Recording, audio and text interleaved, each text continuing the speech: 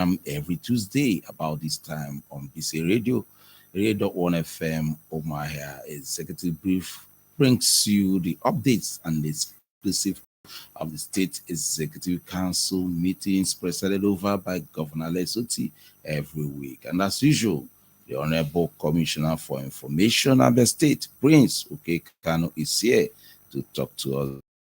My colleague Chinezerem Abaku is also here to anchor me. Welcome, Chinezerem. Thank you very much. Good morning. You're welcome, Honorable Commissioner. Thank you, Chin. Of this particular program this morning. And I remain yours, Francis Mubani, saying stay tuned as we unbundle the package. All right, Honorable Commissioner, from the ESCO yesterday, we got the information that the state government has secured the conviction of 2 child sexual offenders who were sentenced to varying years of imprisonment. Honorable Commissioner, can you throw more light on this? Issues relating to child sexual molestation is a very serious issue on the global stage. Okay, thank you, Francis, for that question. Like you did say, issues of child sexual molestation and violence is growing by the day in the state, and this state government has zero tolerance for such deviant behaviors.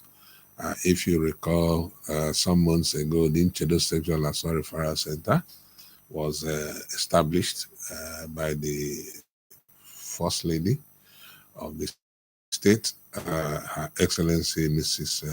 Priscilla Chidinma Oti. So through the efforts of that convicted, the first case is that of a 35-year-old man that defiled a 5-year-old girl. He got a sentence of 10 years imprisonment. The second case is that of a 32-year-old man that defiled a 13-year-old girl. That guy got a sentence of 30 years in prison. And in court, that was had. The man went there, the first case, when the girl went to court and admitted, he pleaded guilty, and the judge did not waste time in sentencing him to prison. This state has used this opportunity to drum it into the ears of members of the public that this government has zero tolerance for gender-based violence, as well as sexual assault on our women folk. Such deviant behaviors are growing by the day, and this state government is ever ready, through the efforts of the Nchedo Sexual Assault Referral Center and the Ministry of Poverty Alleviation and Social Protection, to ensure that our women folk are protected. So that is the significance of that case. More convictions are on the way, and I want to use this opportunity to thank the judiciary and the law enforcement agencies, particularly the police, for the role they are playing to make this possible. Without their cooperation, it would have been very difficult to secure these convictions of these defiant fellows. So that's what the conviction speaks to. It's supposed to act as a deterrent to others. Yeah. And looking at the age of the offenders, look at 32, 30, it has to do with the use. No, Commissioner, is there something else we can do to sensitize the use against such things, use of hard drugs, all those things? Because the age is fun. I think in a way he has deviant behavior. It's exhibited in so many ways. But like you did mention in passing, I think the root cause of all this is drug abuse. A lot of our youth are, into drugs and even violence crimes. Most people who engage in violent crimes are, pushed into such crimes with their usage of drugs. So once they take their drugs, their brains will go bonkers, and they don't reason like human beings anymore. So they go out there and do all kinds of things. So the state government is geared towards, stamping out that as well in the state. He said they're working very well with the NDLEA and other agencies to ensure that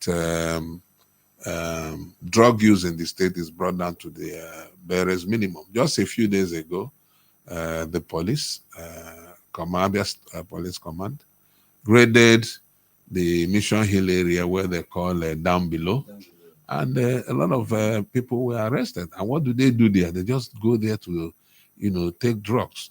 So for those who sell and those who consume, this is a warning. This state government will not fool his hands at all. They will continue to smoke them out because it's believed that if you stamp out drug use, you will get a long way in reducing such deviant behaviors as sexual assault and marital violence, for the most part. So the state government will continue to work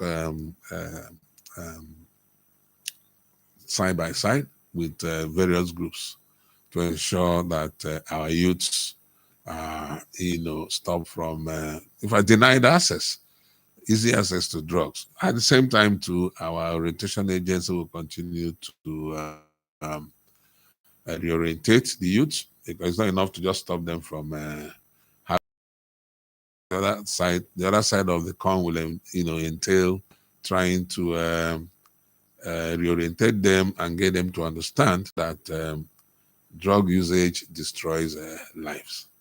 Thank you. Yes. Another good news from Abia, precisely the health sector, tells us that in the first quarter of this year, Abia State recorded the country's lowest maternal and infant mortality rates. I'm sure Abians would like to know how the state was able to achieve this feat. Yeah, thank you, Chinezerem.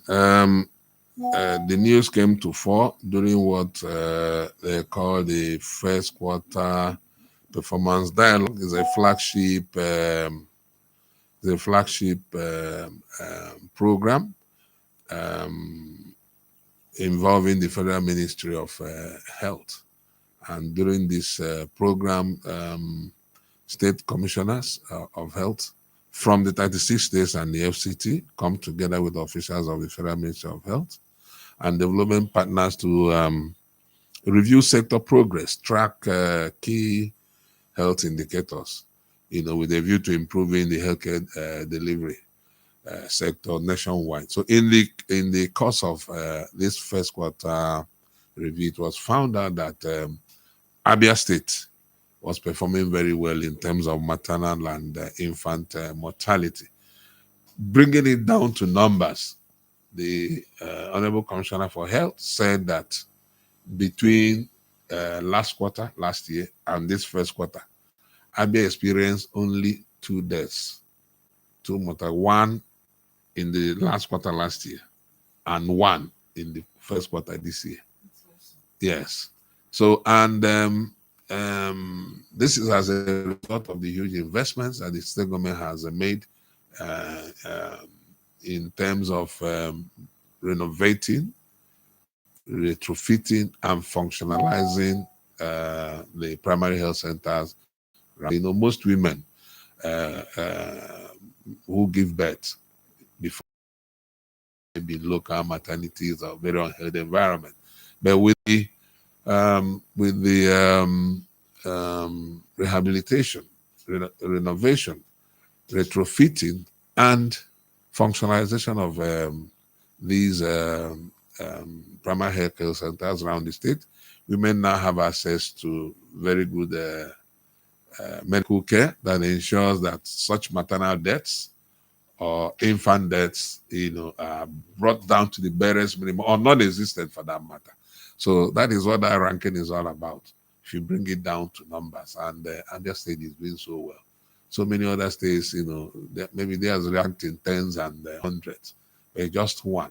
So the State Ministry of Health is working towards ensuring zero mortality in the next quarter and going forward. It's all right, sir. We also hear, still on health, of course, I also hear that Abia is leading a joint tracking for children. Can you expand on this? Okay, it's a joint initiative involving 4 states. Abia is leading the other three, Akwa Ibom, Delta, and Anambra. And the whole idea is to domesticate digital immunization tracking system, whereby, for instance, if a child is immunized here in Umuahia, if for any reason such a kid is relocated to Akwa Ibom or to Anambra through this digital tracking system, without even talking to the parents or the child, it will be easy to track to know had this child been immunized before, right? So if they track it and that child has not been immunized, they'll go ahead and immunize the child. If the child has been immunized, they will know and they will not do so. So they don't need to ask the parents. All they need to do is to have the records that is embedded in a database. So that is what that this thing speaks to. And if you see, these states are contagious to each other, more or less. Delta, Anambra, Abia, Akwa Ibom. And people move around, in these 4 states, right? So if for any reason a child is relocated from any of the states to the other, it will be easy to track such a child. So now you have vaccination records, and with such vaccination records, you can improve on other social data that relates to children or health. Yeah, so that's the import of that initiative. To be very easy to trace the child's health history. Yes, very easy. All right, that one appears to interest you very well, Chinezere. Naturally. Sorry, I think we can open the line and let our listener call in. The number is 048. So, dear listener, you can actually reach us now, make your contribution, ask your question, make your commendations on the program. Executive brief. Once again, the number is 0814-299-1448. Don't forget that there are quite a number of people on the queue, so you can spend 1 minute, not more than 1 minute. You can also do less than 1 minute, but please go ahead and remember that others are waiting. 0814-299-1448. Let's get to hear what you have to say on this program. Let's get to hear what you have to tell Abians or ask the government of the day.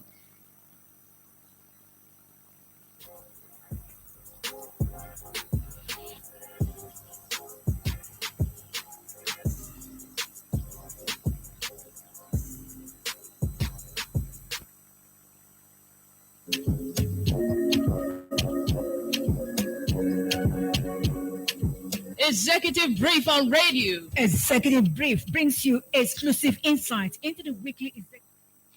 Hello, good morning.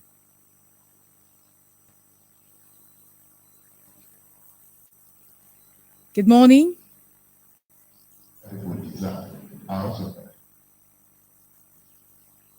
Okay, you might need to call in again.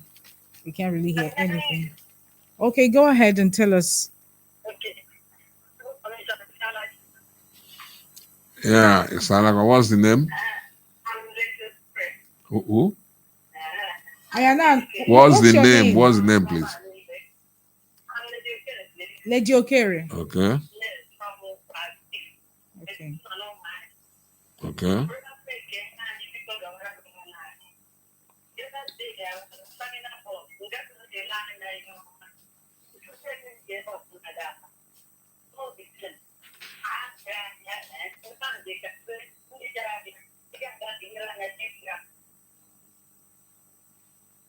Hello?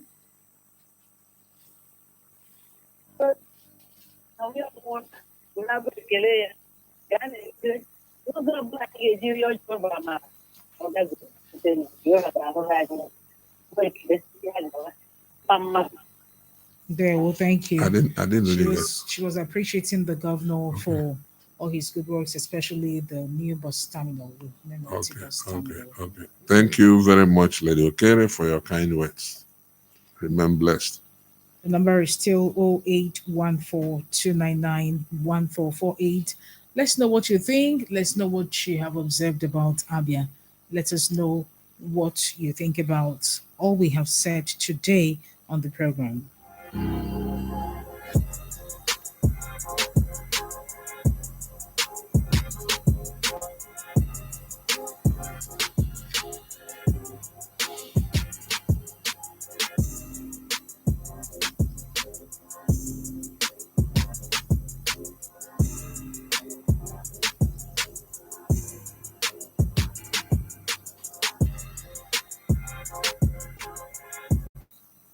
Ambassador.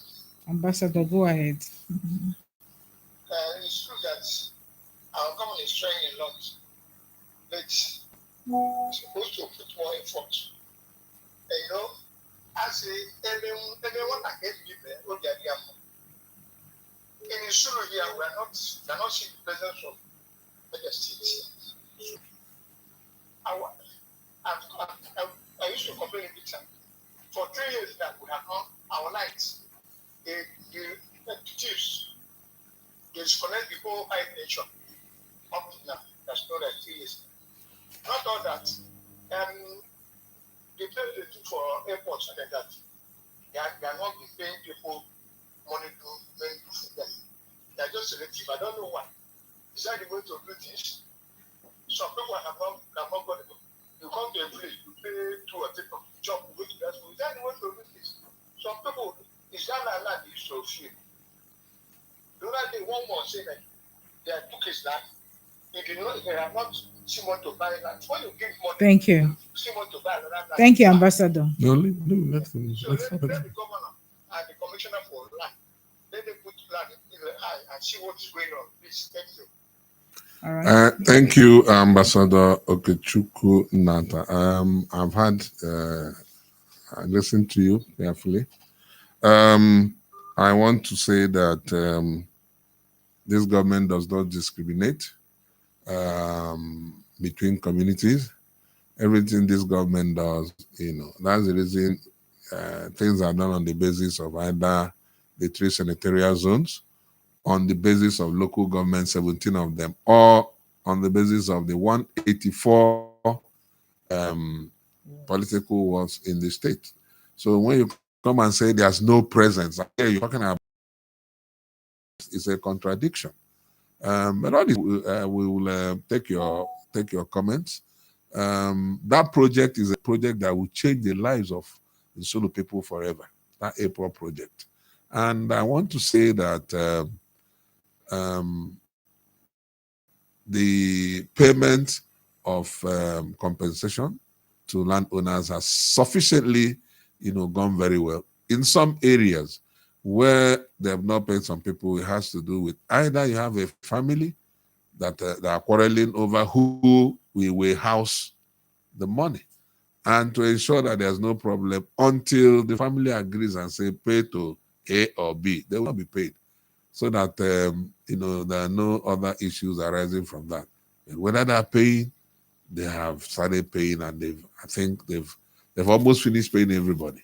So I don't know where complaint is coming from about payment of compensation. And from the way you spoke, I don't think you have any land there. You're speaking for others. So you wish to go and investigate very well and be sure that you're speaking the truth for the right people.